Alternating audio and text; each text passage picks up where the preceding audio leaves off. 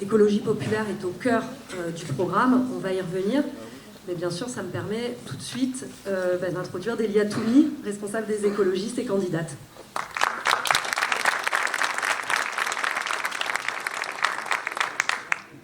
Bonsoir.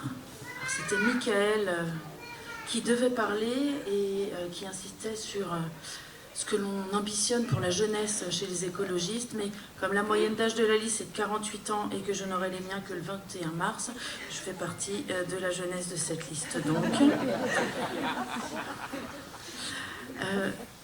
nous venons d'entendre une série de rappels sur ce qui fait l'ADN de Gennevilliers et l'ADN de la liste que nous portons, une série de luttes, une série de combats et puis aussi très fort une série d'optimisme.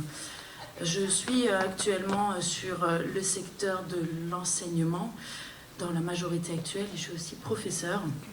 J'ai l'habitude de rappeler que éduquer, c'est s'obliger à l'optimisme et s'obliger à croire au lendemain. On vient de dresser quand même un tableau de ce contre quoi il faudra s'élever et résister en termes de matin sombre.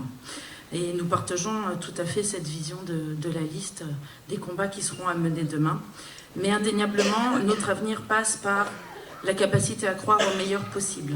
Et ce qui semble aujourd'hui une évidence, vous l'avez compris, est un combat que l'on devra mener tous les jours tant les gouvernements et les projets s'accumulent pour économiser sur le dos de la jeunesse. Donc, personne n'apprend aujourd'hui, personne ne grandit, personne ne vieillit, personne ne partage dans un environnement qui ne le permet pas.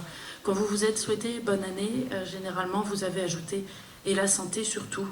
C'est cette bonne santé collective, cette bonne santé du nous que nous aimerions rappeler ici avec Patrice Leclerc, avec l'importance de préserver le monde qui nous entoure pour pouvoir le léguer, pour pouvoir y faire grandir et étudier des citoyennes et des citoyens.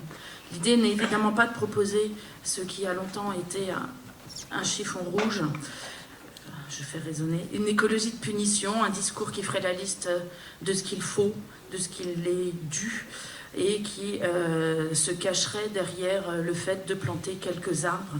Non, nous allons bien au-delà à Gennevilliers, puisque l'esprit est plutôt d'aménager, action après action, à partir des quartiers, et d'aménager des espaces d'un aujourd'hui respirable, d'un avenir plus durable. On ne se met pas des barrières, on n'est pas dans la recherche de sanctions, on fait avec les politiques nationales, mais on réfléchit mieux ici nos constructions, nos projets à travers des normes intelligentes, à travers de l'innovation et en tâche de réinventer une façon de vivre qui soit respectueuse de l'ensemble du vivant. Ce n'est pas un simple principe d'épanouissement qui irrigue donc les propositions que nous vous faisons ensemble, même si cela nous semble plus agréable de se sentir vivre dans un monde que l'on respecte plutôt qu'on ne le détruit, un monde chaleureux plutôt qu'un monde trop chaud. C'est aussi un moyen de vivre concrètement mieux et en meilleure santé. Évidemment, on se souvient qu'il y a chaque année plus de 6000 décès qui surviennent en raison à minima des particules fines. À l'heure où les services de santé sont également victimes des politiques d'économie mal placées, lutter ici pour l'accès de chacun aux soins, c'est déjà prévenir avant de guérir et préserver nos poumons, ceux des enfants dans l'espoir qu'ils n'aient jamais à être soignés dans un système de soins qui lui aussi étouffe.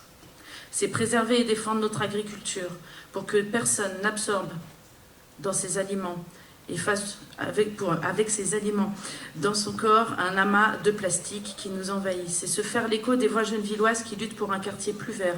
C'est se faire l'écho des voix gennevilloises qui voient plus loin et qui portent un œil attentif aux océans.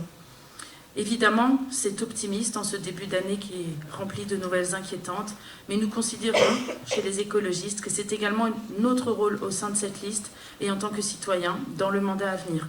On ne sait pas trop pour les lendemains qui chantent, mais on luttera pour des lendemains qui inspirent, pour des lendemains qui respirent, où il fait bon grandir, vieillir et habiter à Gennevilliers.